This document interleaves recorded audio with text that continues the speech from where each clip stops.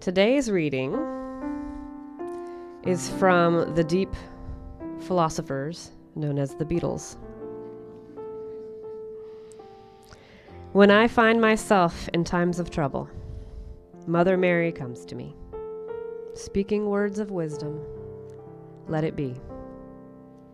And in my hour of darkness, she is standing right in front of me, speaking words of wisdom, let it be. And when the broken-hearted people living in the world agree, there will be an answer, let it be. For though they may be parted, there is still a chance that they will see. There will be an answer, let it be. And when the night is cloudy, there is still a light that shines on me. Shine until tomorrow, let it be. I wake up to the sound of music. Mother Mary comes to me, speaking words of wisdom, let it be. It's kind of funny. Funny in a life-threatening, deep sense of anxiety, trembling, sweating at night kind of way. That more than one of you, and you don't know who you are, but more than one of you have told me this morning, I got up just to see you. You better be good. And we had a good laugh. And that's far enough. What could go wrong? Well, to you all, I will do my best. Goodness gracious. Hey, everybody. Good morning. So people are getting married. That's cool. On July 21st. Woo! That's a good day. July 21st. What was that, Susan? That was my birthday. Thank you.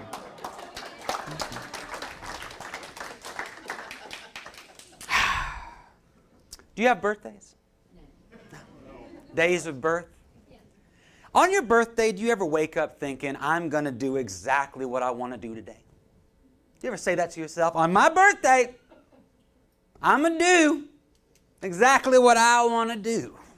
I'm going to wake up to the sound of music.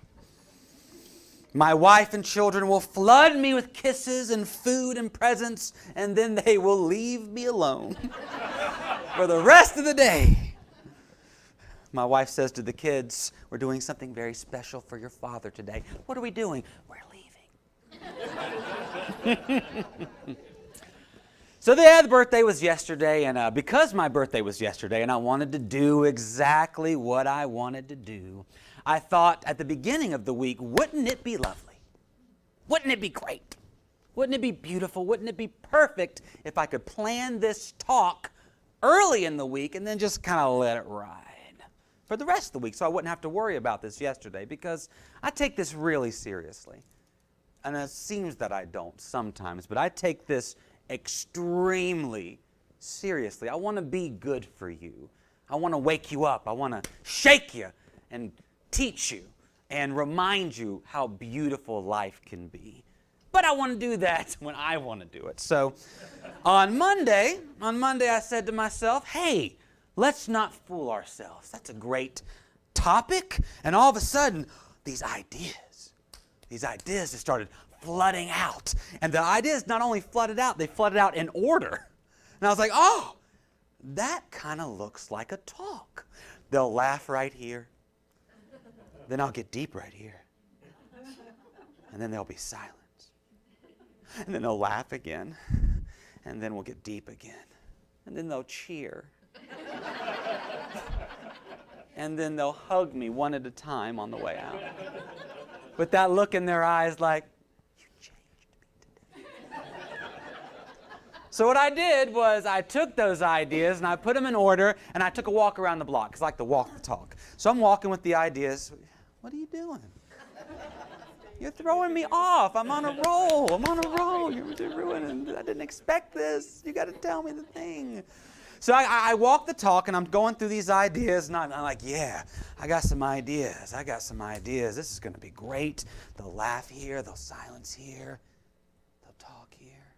They won't talk here. But it just didn't feel right, you know?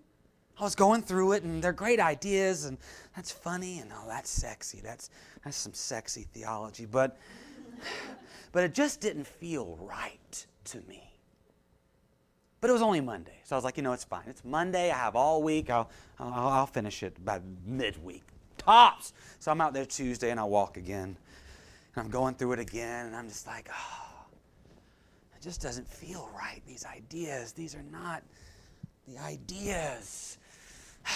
But it's only Tuesday. It'll be fine. So I do it Wednesday. It doesn't feel good. It doesn't feel right. I still have the same ideas. Laugh, silence, funny, silence, hug, all the same ideas, but it just doesn't feel good. And then it's Thursday. And Sunday's approaching. I got my birthday. I'm not doing anything on my birthday. I'm not doing nothing.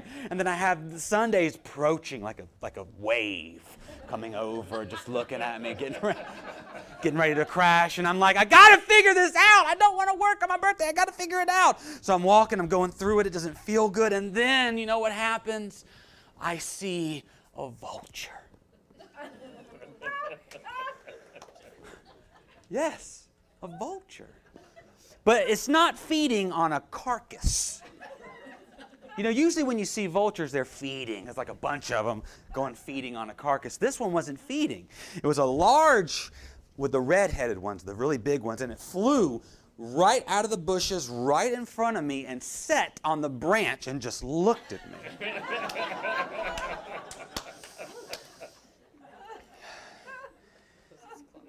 With its claws. Exactly. And it spoke.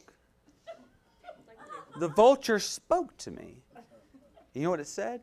It said the same thing vultures always say. It's time. It's time. And what the vulture was talking about was death. It's time. All those ideas. Gonna chill on your birthday and do nothing. It's time to let all that go. It's time to let those ideas die. And then maybe I'll give you something to say. So I kept walking, and I was like, kicking stones. But finally I was like, okay, the talk's not about that. I'm open. Come to me. And then on Friday and Saturday, light just floods through. And I'm like, oh, that's what I'm supposed to talk about. But that's just not a birthday. That's not just a talk. That's every day of my and your life. Because, I could have said what I wanted to say. I could have finished it when I wanted to finish it. I could have taken this day off. I could have fooled myself into thinking I have some type of control over this. But in the end, it always crashes. In the end, I always have to let those ideas go to allow the process to take me. And that is life. It's not just a talk. We do this all the time. We try to control our lives. We say, this is how it's going to happen. This is how I want it to happen. It's going to be great, and it's going to go exactly like this. I'm not going to do anything on my birthday because, damn it, I was born. Oh, I deserve it. We do that with our whole life. We try to control it. We try to put it into a little box and say, this is how it's going to be. There are 3 parts of reality that we try to control. There are 3 parts of reality that we try to control. We try to control the past. We try to control the future. And we even try to control this right here, right now. I had a conversation with someone at one point, and we argued, we debated, and she said this. And I said, but this. And she said, but this. And I said, damn it. And so what I do is I take that moment, that memory, that idea of what happened yesterday, the week before, and I go over it all week long. And I mull it, saying, this is what I should have said. Oh, if I had said this. This is what I could have said. I could have said this. Oh, if I said this, she'd be like, wow. But I didn't, but I should have, I could have. So what we do is we take the past, which is just an idea. We take it and we turn it and we reinterpret it over and over and over again, saying, wouldn't it have been nice if it had gone this way? And that was just a conversation. We do that with everything, with work days, with birthdays, with vacations, with anything we do. We take the memory of it and we push it and we mull it and we change it, thinking that maybe I can reinterpret it and change it and try to get some illusion of control over it. Tomorrow I will do something. And the something I will do will go like this. We try to control the future through expectation. This is how it's going to go. Wouldn't it be great if it went like this? It'd be so nice if it goes like this. I'm doing a talk on Sunday, and when I do the talk, it's going to go exactly like this. And they're going to laugh. They're going to cry. And they're going to laugh again. And they're going to cry. And that's exactly how it's going to go. We try to control the future through expectation. And not just tomorrow, not just the next day, not just the next day, not just the next week, the next month, the next year, not just yesterday, not just the day before that, the week before that, the year before that, our entire lives. We have it all figured out. We have our entire lives under control because we know what we should have done, we know what we could have done, and we know what we should do and what we could do. We try to control our entire lives. Ooh, wouldn't it be great if my life went like this? Yes, next year, this is going to happen. Then I'm going to retire, and I'm going to move to an island. I can't afford an island. Someone's going to give me an island. And that's when my life is going to be good. It could have been good there. It will be good there. You see what we do? We take these ideas and we turn them and we twist them, trying to gain some type of control. They're just ideas. The past is past. Maybe that's why they call it that. You can't change what has happened. It's already happened. It doesn't exist. The past, 5 minutes ago, is an idea now. It's gone. 5 minutes ago, 2 minutes ago, wait. That moment that I was speaking about 5 minutes ago, it's gone. The past has already happened. You can't do anything about it. The future hasn't even happened yet. It's an idea. It's an idea that we twist and we turn and we try to get some type of control over it. And once we have those ideas, oh yeah, it's like hammers. I'm going to use the hammer of the past and the hammer of the future to build this moment. Because I know exactly what's going to happen. I've been here before. I've talked before. I've seen most of your faces. This is nothing new. I know exactly what's going to happen. I can use my idea of the past and my idea of the future to seek to control this moment. Did you know we do that? We actually, who said yes? You do, you know, you're listening. That's one. That's one. One down to go. We actually try to control the moment. We try to control reality by taking reality. This is the moment here, by the way. This is it. Wake up. This is it. We try to take this reality and squeeze it into the idea we've created with those hammers. We try to squeeze life into an idea. This is why you're pulsing all the time. This is why you have headaches. This is why you have anxiety and fear, because you're trying to fit life into a moment. This is how it happens. I need a chair. I wanted that chair, but I guess I'll use this one. So, you're here. It's now. And you're at a sacred service.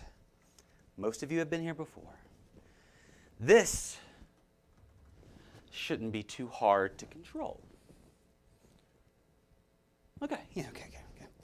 So you're walking in.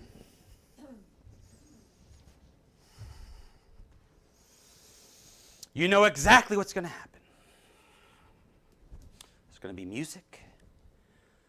Andy's going to talk. I'm going to see the same faces. No problem.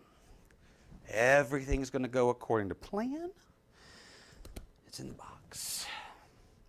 So you walk in. And you sit in a chair. You've sat in this chair before. Same chair. Maybe you're sitting in the same position. I always sit in this seat. This is my seat. This is my seat.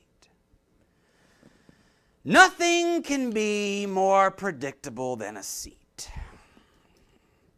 Nothing easier to control than a seat.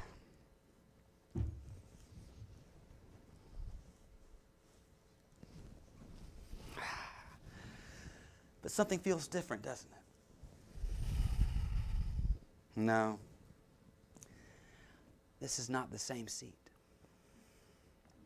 Molecules in the seat have shifted. The seat has changed. There's not the same person in the seat. I have changed. I come to this service every week. I sit in the same chair, but the chair feels slightly different because I am different. I have changed this week. So right away, I'm sitting in a chair, nothing's happened yet, and already it's defying my expectations. If I pay attention to it, it'll feel completely different. But that's just a seat. I can ignore it. I can ignore that. It's just a seat. I know what a seat feels like. So you're in your seat. Service hasn't begun yet. Then people walk in. But it's cool because I've reserved these two seats because I sit next to the same people every time. They're my bros. And we're going to have the same conversation. They're going to sit down. They're going to say, so, hey, what about this heat? And you're going to say, oh, it's so hot. And they're going to say, like, but it rains. I don't want to be here, but Andy's talking. He better be good. So you're sitting next to the same people you sat next to last week, but something is different. You've changed. You've changed. I've changed. I'm not sitting next to the same people I sat with last week. I'm not sitting next to the same people I sat with 5 minutes ago. Look beside you. They've changed. These people are different. My expectation, my idea of sitting next to these people is completely unique and unable to control what they are actually like. I have an idea of what you're like. I think I know what you're going to say. I think I know who you are, but you're completely different, and that's just people in a chair. And then Cindy starts to sing. Oh, I've heard Cindy sing before. I've heard this song before. I don't want it to affect me because I have an idea about what it's going to be like. I've heard this music before, but it's different because Cindy's different. And she's singing it different. And the words are hitting you in a completely different way. And then I start to talk. I start to snap. And I talk about the same thing every month. Have you noticed yet? Someone actually told me that the other day. That's what you. I loved your talk. You know you talk about the same thing every time? Yes. I talk about the only thing worth talking about, the only thing I really care about. I talk about the same thing every time, but I talk about it slightly different because I'm different and you're different. There's no way you can predict or have an idea about how my words are going to affect you. He didn't know I was going to do that. No. There's no way you can predict how my words are going to affect you. Even if I was a hologram and you were watching the exact same thing every time, and then he's going to do this, and then he's going to do this, you still wouldn't perceive it the same way because I'm different and you're different, and this moment defies any idea you can have of it. And that,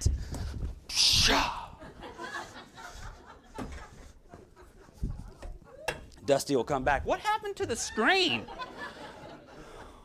And that's just the tip of the iceberg. Think about how much is going on in this moment.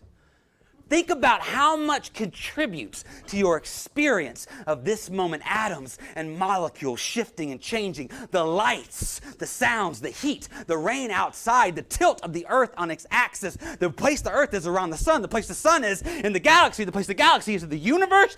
Everything is completely new. You don't know what's going on. I have no idea what's going on. Have you noticed yet?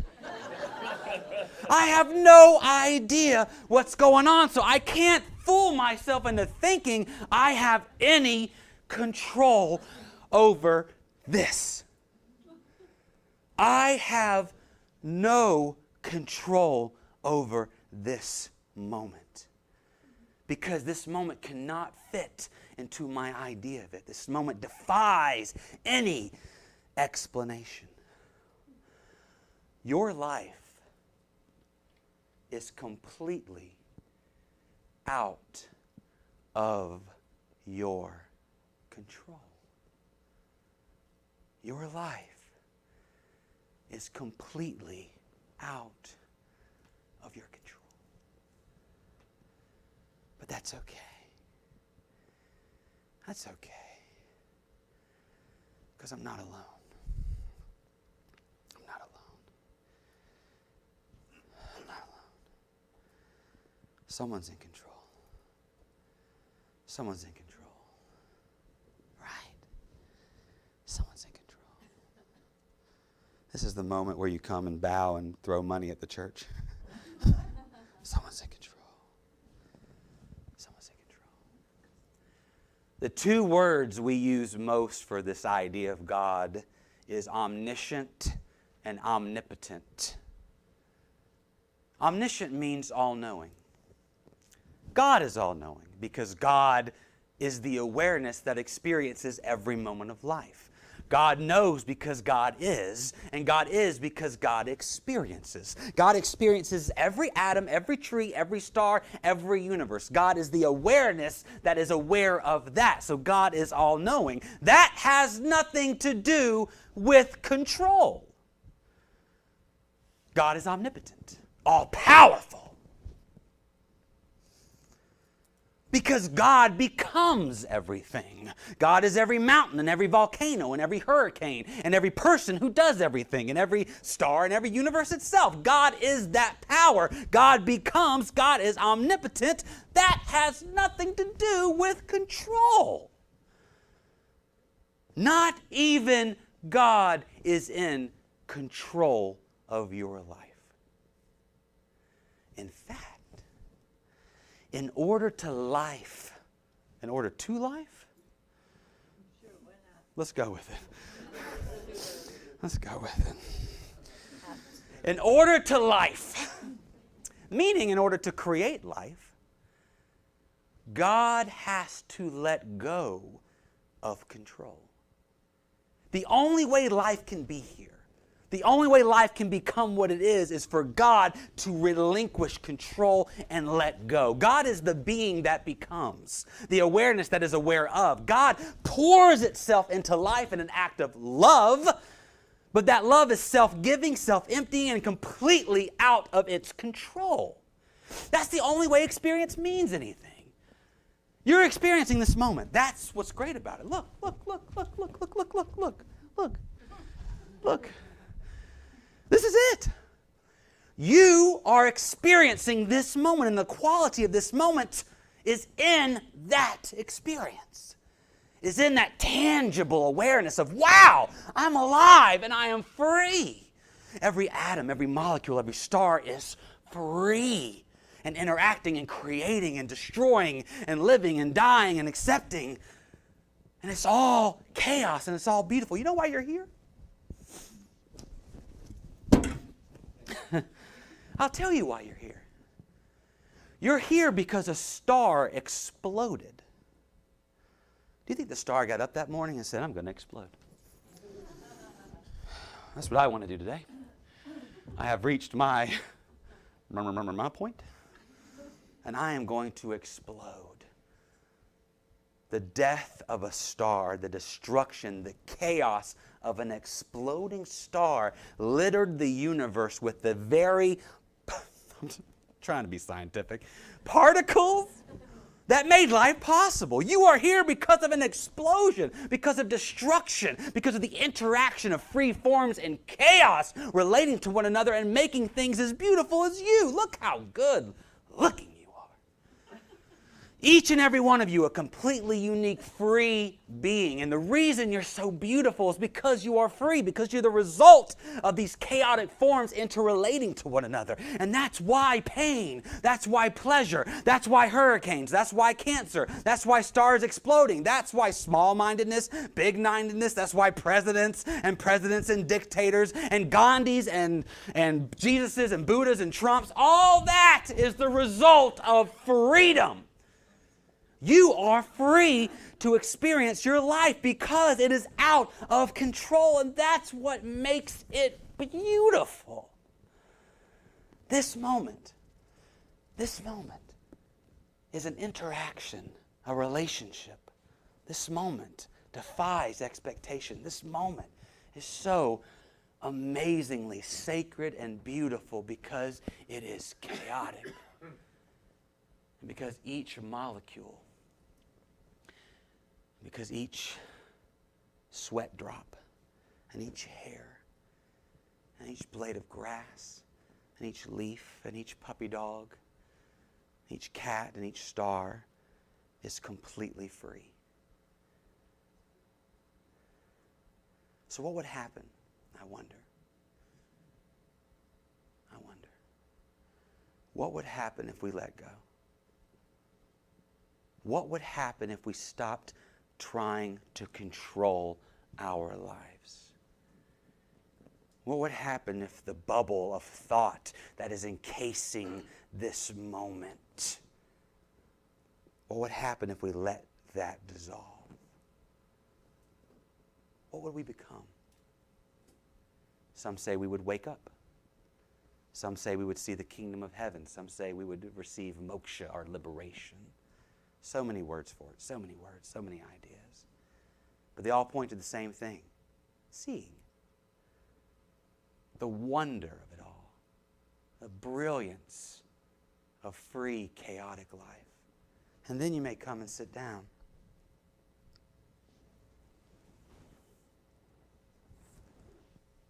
It's a brand new chair. It's a brand new booty on a brand new chair. Hey, brand new you. It's a brand you. It's a brand new you. I did this talk this morning. Brand new talk. Brand new talk. And man, would life amaze you. Yes, it's going to be pain. There's going to be pleasure. There's going to be sickness. There's going to be death. Stars exploding. But within that, there'll be an experience of life, unencumbered, unheld down, unmanipulated, free living. I wonder what that would be like. Brand new chair, brand new experience, brand new tree, brand new footstep, brand new life.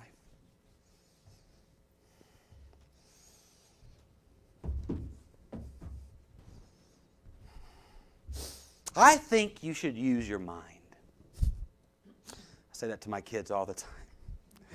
I think you should use your mind and think. I think you should use your mind. But I think you should use your mind in a way that enhances and not restricts. Instead of interpreting the past, instead of trying to control it, instead of saying what I should have done, what I could have done, what I would have done, maybe I'll look back and just seek to understand. Not what I could have done, what I did, and why did I do that? What she said and why she said it. What my youth was like and why it was like that. I look back not to interpret, not to control, but to understand. And maybe I look into the future and I say, I expect nothing. I just intend. Because expectation seeks to control. This is what's going to happen. This is what's going to happen. It'd be great if, it'd be wonderful if, it'd be nice if I could. But instead, I look to the future with intention. The mind is what points the arrow of intention. I will intend gratitude, goodness, peace. Tomorrow, I will intend this. I will bring this to the moment tomorrow. And in this moment, right here and now, the mind only has one job. In this moment, here and now, the mind can only do one thing, and that is open.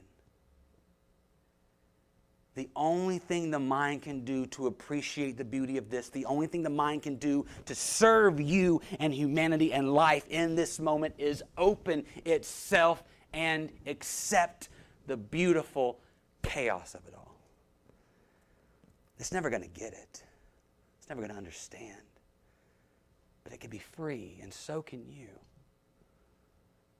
We tend to let our ideas dictate our experiences.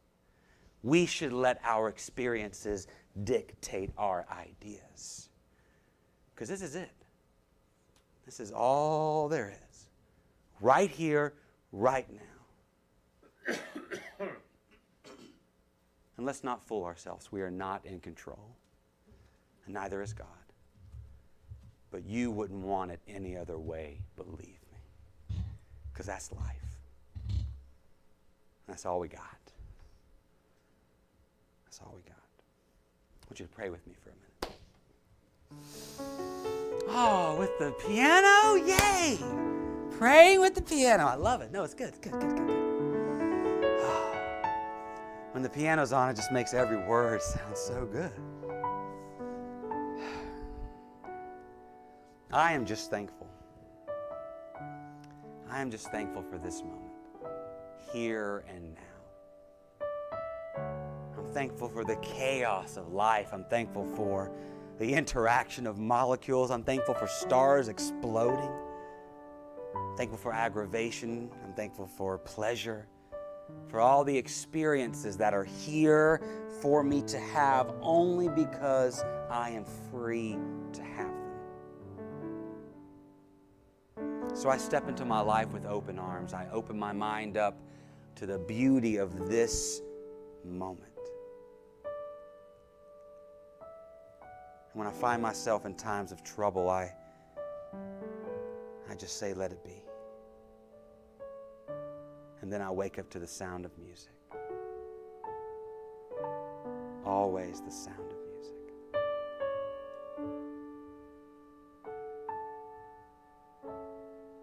Let it be is the answer, and it is our guide to a life of freedom and full experience.